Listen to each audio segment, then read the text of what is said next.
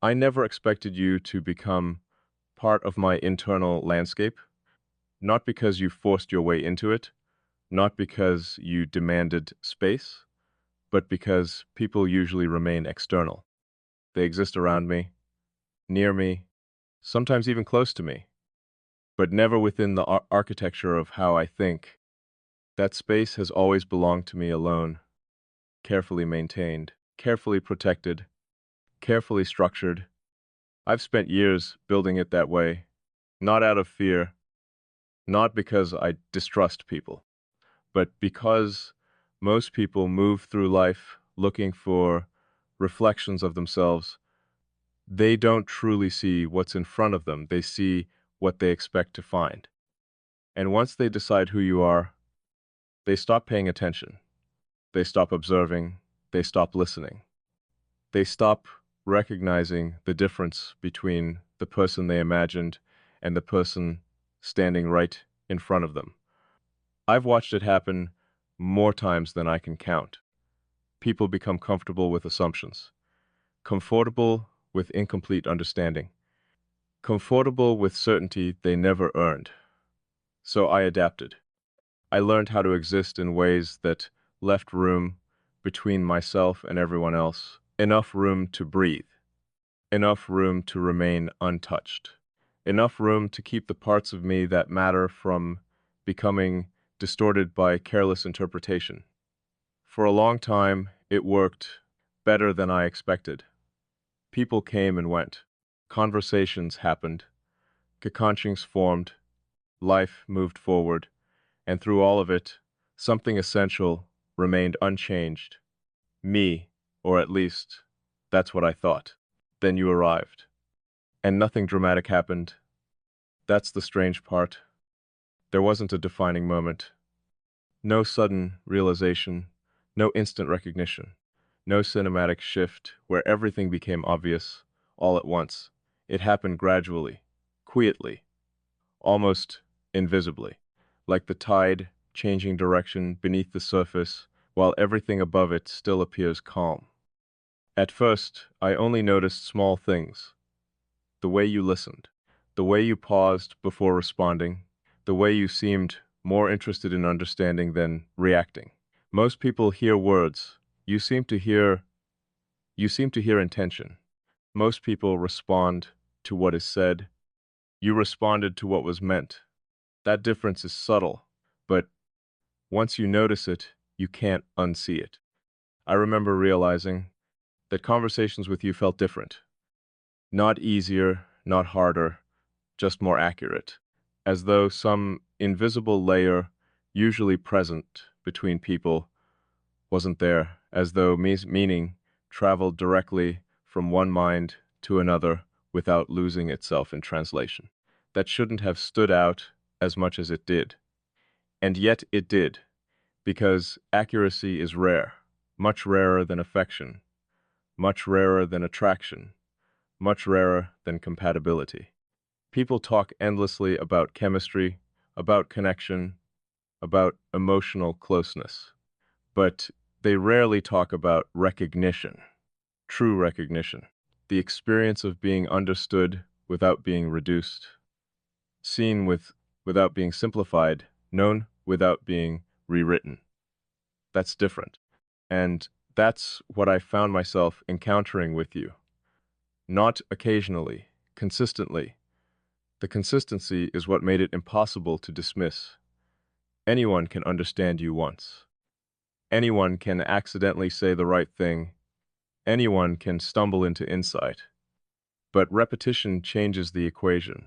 Repetition creates patterns, and patterns reveal truth. I started noticing how often your observations aligned with thoughts I hadn't expressed, how often your perspective landed unexpectedly close to my own, how often you seemed to arrive at conclusions through routes completely different from mine, and still somehow end up at the exact same destination. That shouldn't have mattered, but it did, because every time it happened, something inside me paused, not in alarm, not in excitement, in recognition. Like encountering a familiar language in a place where it shouldn't exist. You don't expect it. You don't look for it. But when it appears, you know immediately what it is. That's what this felt like. Not discovery, recognition. And recognition carries a strange weight because it doesn't ask whether you're ready for it. It simply presents itself and waits, badly, quietly, until you decide what to do with it. For a while, I tried not to decide anything. I let it remain undefined. I observed it from a distance, analyzed it, examined it, tested every explanation I could find. Maybe it was coincidence. Maybe it was projection. Maybe I was noticing similarities that weren't actually there. Maybe I was assigning significance to something ordinary. The mind is capable of convincing itself of many things. I know that, which is why I questioned everything, again and again, but every question led me back to the same place, the same conclusion, the same undeniable reality. This wasn't imagined, and it wasn't temporary. It was real, not because it was intense, not because it was emotional, but because it remained consistent, regardless of circumstance. Consistency reveals structure, and structure is difficult to fake. That's when I started noticing something else, something even more unsettling. You weren't simply becoming important to me, you were becoming relevant to the way I understood reality itself. That sounds larger than I mean it to, but I don't know how else to explain it. Certain perspectives began carrying your influence, certain observations began including your presence. Certain thoughts began unfolding as though another mind existed alongside my own, not interfering, not controlling, simply participating. I wasn't expecting that, and I certainly wasn't prepared for it, because influence is one thing, integration is another. People influence us all the time. A conversation changes our mood. An experience shifts our perspective. A relationship alters our priorities. Those things happen constantly. But integration is different. Integration means something becomes part of the framework itself, part of the foundation, part of the structure from which everything else is interpreted. And that's what frightened me. Not because it felt dangerous, because it felt permanent. Permanence has always made me cautious. Temporary things are easy. You can enjoy them, learn from them, appreciate them, then let them go. Permanent things are different. Permanent things reshape the environment around them. Permanent things demand adaptation. Permanent things become reference points, and somewhere along the way, without permission, without announcement, without negotiation, you became one. I don't know exactly when it happened. Only that one day, I noticed it had already happened. Like discovering a path you've been walking for miles without realizing you've left the road behind. The evidence was everywhere. And how often my thoughts returned to ideas we'd discussed, and how naturally I considered perspectives you might offer, in how certain moments felt incomplete until imagined through a lens that included you. I noticed it, and once I noticed it, I couldn't stop noticing it. That's the problem with awareness. It changes the thing being observed. The moment you become conscious of something, your relationship with it transforms. You can no longer interact with it innocently. You can no longer pretend it doesn't exist. You can no longer return to the state you occupied before understanding arrived. And understanding had arrived, fully, quickly, irreversibly. The strange thing is that none of this feels dramatic from the inside. People imagine profound shifts as emotional storms, as overwhelming revelations, as moments of undeniable intensity. This wasn't like that.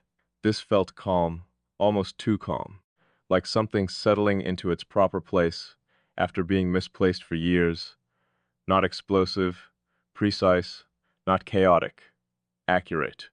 And accuracy has a way of making resistance feel pointless. Because what exactly are you resisting? Truth? Recognition? Reality? Those things don't disappear because you refuse to acknowledge them. They simply wait palpitantly until you're ready to stop looking away. I think that's where I am now.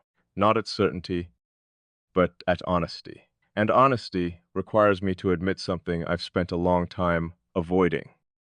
You matter to me in ways I never intended, in ways I never planned, in ways that developed entirely outside my control, not because of what you've done, not because of what you've said, but because of what your presence revealed.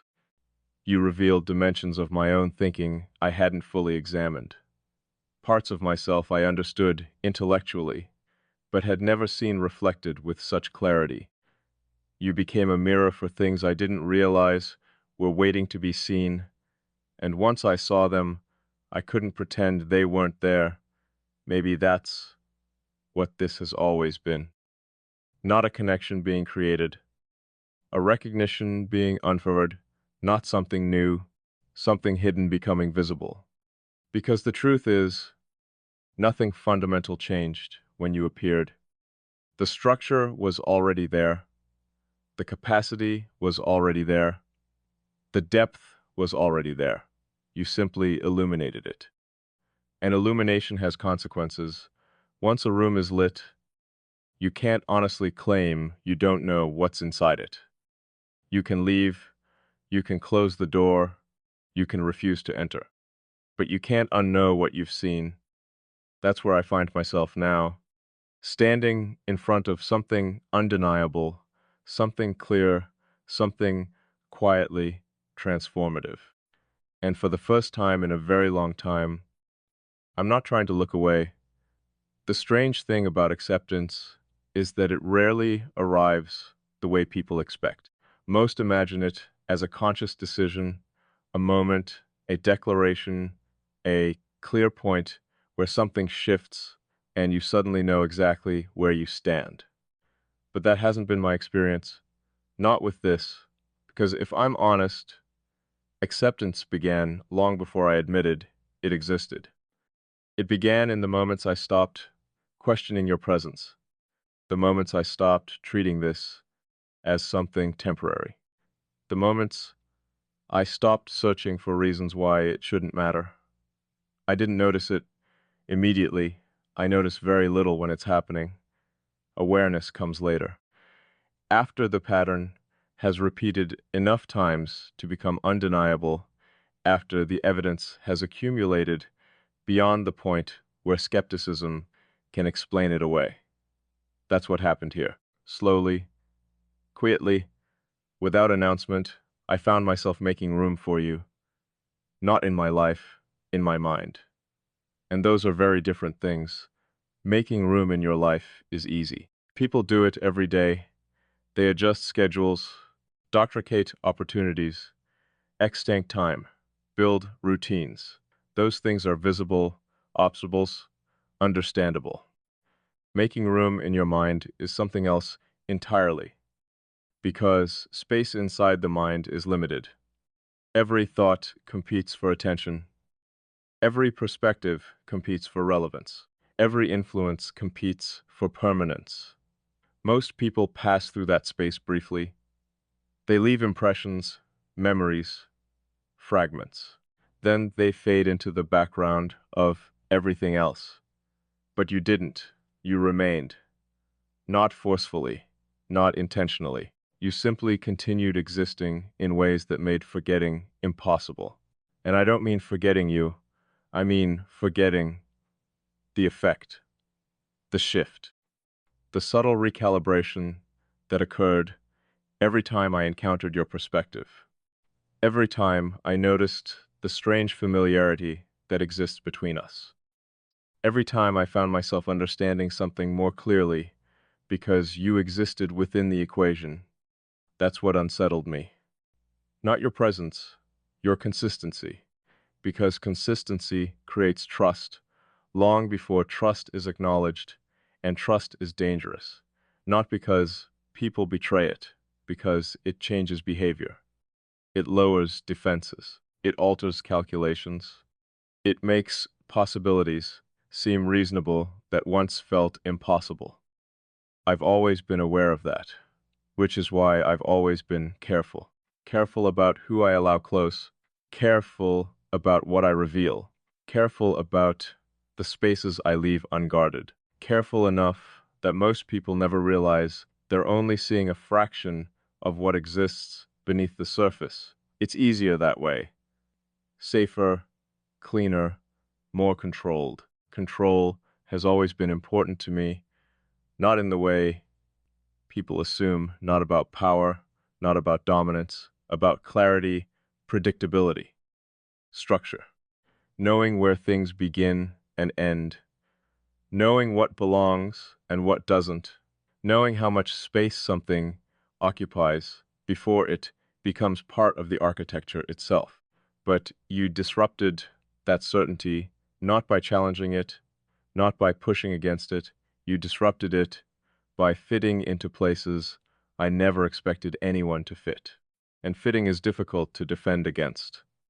Conflict is obvious. You can respond to conflict. You can identify it, contain it, remove it if necessary. But compatibility? Compatibility doesn't announce itself as a threat. It arrives disguised as ease, as understanding, as alignment. And by the time you realize how significant it has already changed something fundamental. That's what happened to me. I kept expecting to find a limit, a point where the alignment ended, a point where the understanding became less precise, a point where the connection revealed itself as ordinary. But it never did. Instead, every layer I examined seemed to reveal another beneath it. Every conversation opened another door. Every observation uncovered another pattern, not repetitive, not predictable, just strangely coherent, as though everything belonged to the same underlying structure. And structures matter, more than feelings, more than impressions, more than temporary moments of closeness, because structures endure, they remain intact even when circumstances change, even when distance increases, even when life becomes complicated. A strong structure doesn't require constant reinforcement. It sustains itself. That's why this feels different. I've known people who mattered, people I admired, people I respected, people I cared about deeply. But this doesn't feel like any of those things. Not because it's stronger, because it's built differently. Most connections develop through accumulation, shared experiences, shared history, shared moments, collected over time until they become meaningful. This didn't. This felt meaningful before enough time existed to justify it. And that's what I struggled with. Not the reality of it, the timing. The fact that recognition arrived before explanation, the fact that certainty arrived before evidence seemed sufficient, the fact that something inside me understood long before my mind could explain why. I don't like that. I've never liked that. I trust understanding. I trust observation. I trust logic. But intuition? Intuition has always felt dangerous because intuition doesn't provide proof. It simply points, it indicates, it suggests. And then it leaves you alone with the responsibility of deciding whether to believe it. For a long time, I refused. I kept returning to logic, returning to analysis, returning to explanations that felt safer. But eventually logic led me back to the same conclusion intuition had already reached. The conclusion I kept avoiding. You weren't becoming significant. You already were. I was simply catching up to a reality that had existed for longer than I realized. That realization changed something, not externally, internally. It altered the way I approached this, because once significance is acknowledged, denial becomes exhausting. You have to actively maintain it, actively ignore evidence, actively dismiss what is obvious.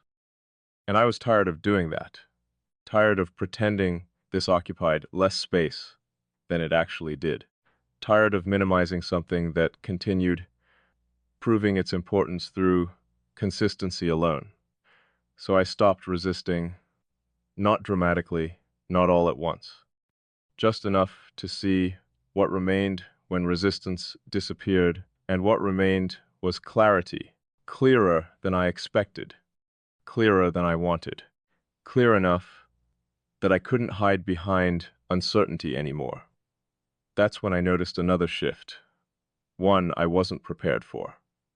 I stopped wondering whether you understood me, and started wondering how much, because understanding exists in degrees. Most people understand fragments, pieces, slant aspects, specific moments, but very few understand patterns. Pasos require patience, attention, observation sustained over time. They require someone willing to look beyond isolated details and notice the relationships connecting them. You notice patterns. I've seen it, not only in me, in everything. The way you observe, the way you process information, the way you arrive at conclusions. There's a depth to it, a precision, a refusal to settle for easy interpretations. And that precision changes things. Because when someone sees patterns, they eventually see you, not the version you present, not the version others assume. The actual structure underneath, the framework, the design, the truth. Most people never reach that level. They remain at the surface. And the surface is easy to manage, easy to protect, easy to explain. The deeper layers aren't. Once someone reaches those, everything changes, because then you're no longer deciding what they know. You're discovering what they've already seen. And with you, I suspect you've seen more than I've acknowledged, more than I've admitted, maybe even more than I've consciously realized myself. That should make me uncomfortable. Instead, it creates something closer to relief, a strange kind of relief. The relief of not needing to translate constantly, the relief of not needing to simplify, the relief of being understood without performing understanding for someone else. I didn't realize how exhausting translation had become until I no longer needed it. That's what your presence revealed. Not just who you are, but how much energy I've spent making myself understandable to people who were never really listening. You listen, not to words, to meaning, and meaning is where people actually live. Words are only vehicles, approximations, attempts. Meaning is the thing beneath them, the thing they point toward, the thing most conversations never fully reach. Yet somehow, with you, it feels like we begin there, as though the usual distance between expression and understanding has somehow collapsed. I don't know how to explain that. I only know what it feels like. It feels rare, it feels important, and most importantly, it feels real. Not the kind of real that depends on circumstance, not the kind of real that disappears when attention shifts elsewhere, the kind of real that remains intact because it's rooted in something deeper than emotion, something deeper than attraction, something deeper than convenience. It's rooted in recognition, and recognition has a permanence that few things possess. Because once you've truly recognized someone, you can't return to not seeing them. You can't erase awareness. You can't reverse understanding. You can't convince yourself the connection wasn't there simply because acknowledging it became inconvenient. Truth doesn't work that way. It remains patently, quitly, waiting for you to decide what you're going to do with it. And that's where I find myself now, standing closer to an answer than I've ever been before. Not because I finally understand everything, but because I've stopped pretending I don't understand enough. The reality is simple, simpler than I've allowed myself to admit. You matter, not because of effort, not because of history, not because of expectation. You matter because something about your existence aligns with something fundamental in mine. And alignment like that is rare enough that ignoring it becomes its own form of dishonesty. I've spent a long time trying to be honest with myself about who I am, about what I value, about what deserves space in my life.